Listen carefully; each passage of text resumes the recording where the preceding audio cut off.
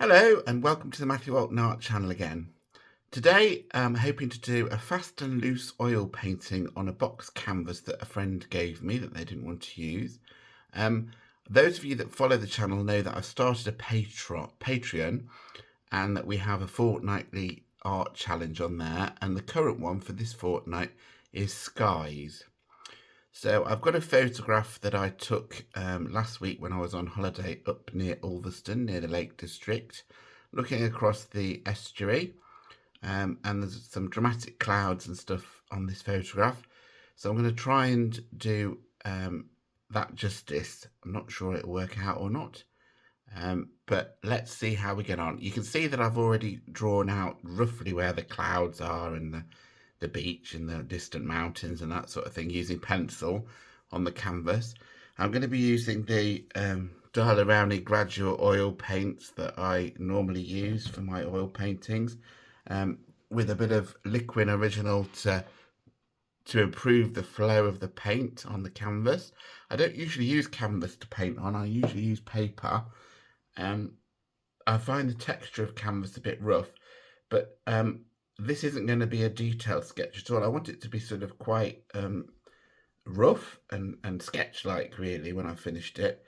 So let's see how we get on with the painting.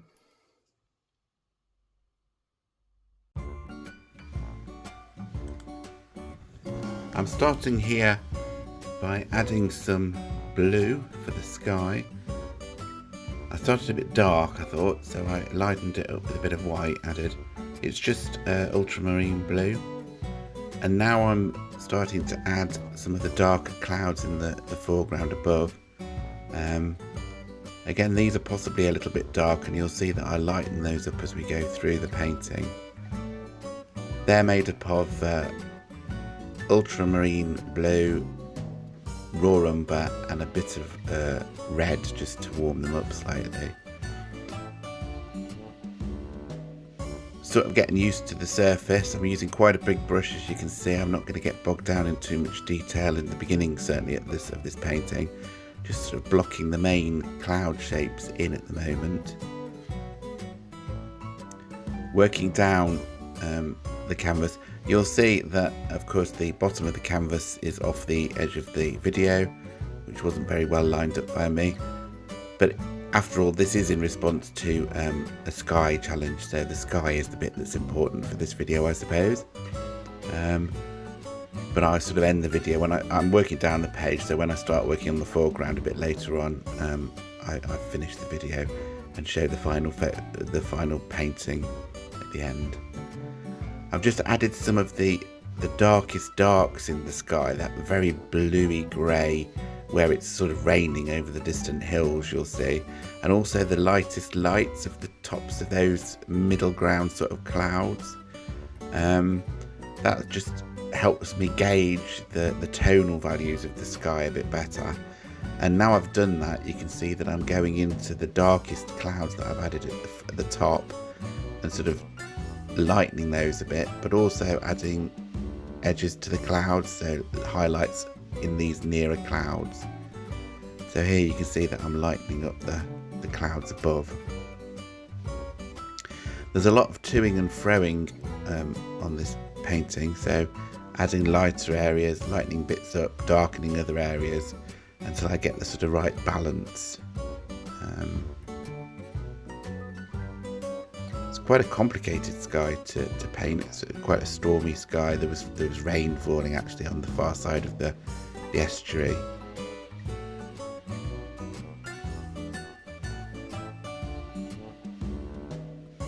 You can see there's lots of blue in those darkest greys that I'm adding. It almost looks blue on the video, to be fair.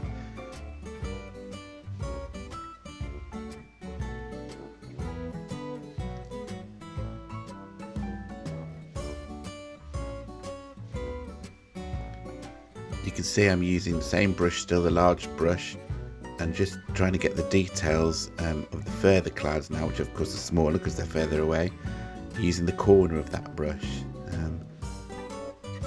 So a larger brush can still be used to do some sort of detail.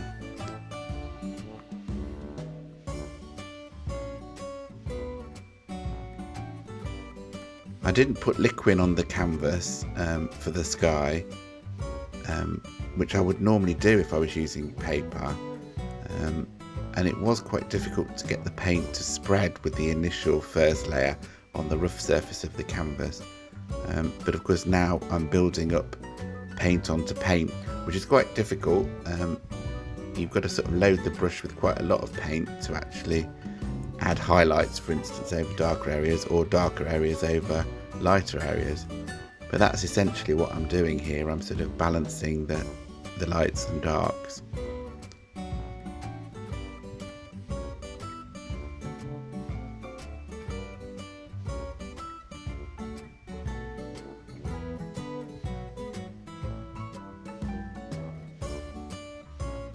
Adding a bit of lightness under that far bank of clouds there. And again a bit of dark. You can see what I'm doing. I'm sort of revisiting parts of all of the sky, so my brush is moving all over the painting. So I'm seeing areas that need a bit of a change in terms of tonal value or edge softening, that sort of thing. So my eyes are flitting over the whole of the painting to sort of try and work out what needs changing. It's not particularly accurate compared to the reference photo, so that's used as a guide, but it's sort of, some of it's made up, you know.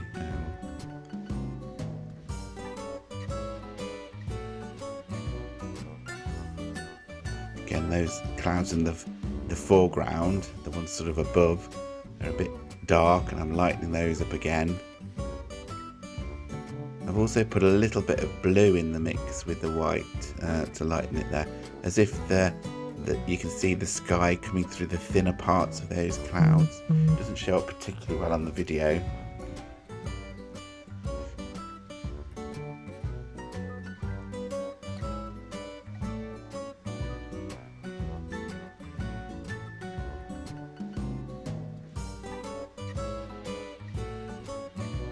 Because I struggled to make the paint spread on the top half of the canvas, I have added liquid to the bottom. I'm just adding the dark distant hills in there. Of course, normally distance in paintings becomes lighter and paler, but of course because they're under the clouds over there, they are quite dark. And I've just used a bit of Naples yellow there to indicate the sunlight patch over there where the sun is shining through those clouds. A bit of quite strong blue in the far distance of the estuary. It's actually water in the far distance, but it's all wet sand in the near distance. Now adding the trees on the far side of the beach, the near beach, just darkening up those hills again to make the Naples yellow sunlight highlight pop.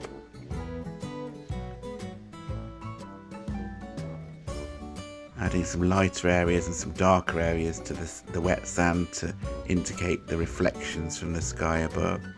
And now adding the parts of the sand area, which I know you can't see because it's off the bottom of the painting.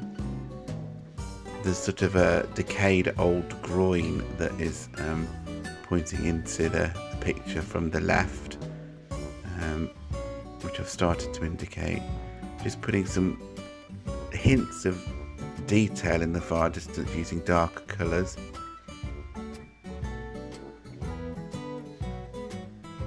Again, I've moved off the bottom of the canvas of the video again. Just some more darks onto those trees, and then I'll highlight them with some more greeny colours. That's me adding the groin. That leads you quite nicely into the centre of the painting, and those sort of prongs of sand that are drier in the foreground. Well, I think that's pretty much as you're going to see, because I carry on now working below on the foreground. So sorry about the misalignment, but you'll see the final photo in a second.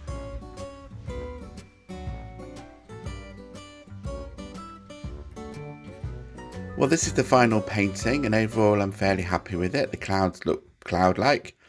They're a bit sort of dense, I think, really, but it's something I need to work on really with oil paints. I find skies easier in watercolours because it's a lighter area, sort of medium to use anyway. But considering I'm not used to painting in oils, landscapes, and also onto canvas, not a bad effort. It took about 2 hours to complete in total. So yeah, overall, not too bad. If you'd like to use the materials that I've used, then I'll put links to those in the description of the video. And also I'll put a link to the Patreon there. This was done in response to a fortnightly art challenge, as I said at the beginning of the video. And it's really good for inspiring you to do work that you're possibly not necessarily used to doing, but also it just makes you do work if you've got a deadline to do work too. It's a really fun group at the moment, so if you fancy joining us, if you're an artist, then by all means click on the link and do join us. The more the merrier. It's a really fun place to be. Okay, well, thank you very much for taking the time to watch me. I'm sorry that the video wasn't quite lined up properly, so we missed the bottom of it. But hey ho, I'll try harder next time. Okay, until next time then, thanks a lot. Bye.